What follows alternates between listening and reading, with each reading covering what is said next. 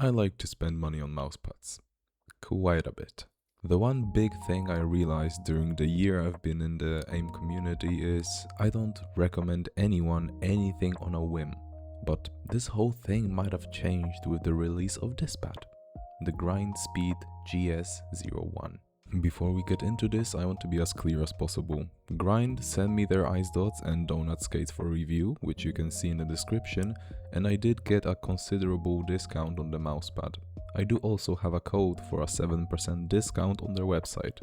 Even then, I will try my best to be as objective as possible, but it's more than reasonable for you to question my thoughts, and I'm willing to elaborate on them if anything concerns you. So, what even is this brand? Where did it come from? Grind is a very fresh brand located in Poland. They only offer 7 products in their catalog. I asked the owner about it and he claims that he just wants to put out some safe products at first before branching out to more enthusiast territories, which after testing out their products, I can see very clearly. Right, the mousepad. As it's clear to see from its name, it's a speed pad.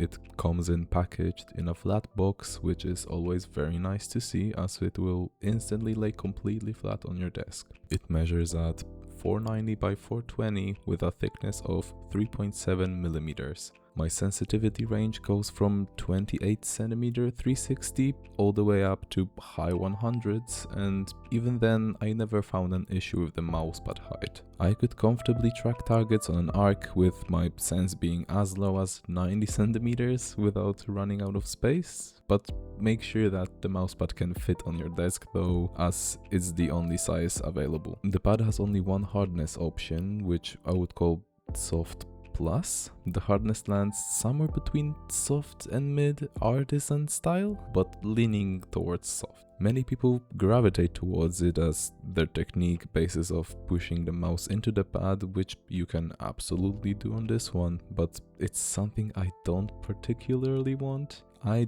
now know I want as little deviation in hardness, so my tracking is as uniform as it can get, so that's something you have to put into consideration. Sticking with the base is very well made. Not once have I moved the pad by accident. It has a really good grip. It would be pretty hard to move it by trying to slide it on the desk. I like that a lot. The stitching lays below the active area of the pad, so even if you run out of space, your mouse won't suddenly hit a wall. This is also really pleasant to see. Let's talk friction.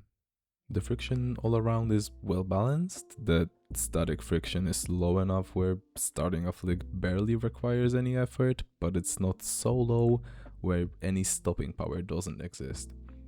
I found it especially good for clicking scenarios, surprisingly. The dynamic friction is also quite low, which in the combination with the pad's very smooth texture makes movement feel quite satisfying.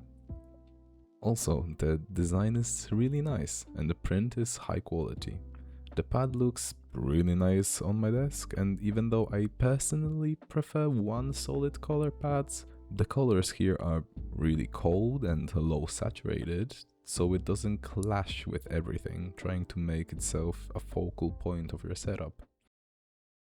I've been using this mousepad for about 3 weeks, and it didn't lose its speed properties. I didn't find a noticeable XY axis deviation, and even though my environment is arguably more humid than most, neither my arm nor a sleeve stuck to the pad, and the glide throughout the 3 weeks stayed consistent.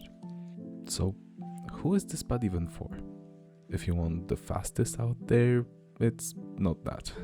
I would call it a in-betweener pad, which could perfectly suit someone transferring from a control or even balanced pad into the speed territory. It's not like the PD170, for example, which you pretty much have to relearn how to use it due to it being so low friction. The total time of me getting used to the pad was maybe like 10 minutes. It's also pretty affordable, especially for people living in Poland, as it sits at around 160 Polish zloty or around 43 US dollars.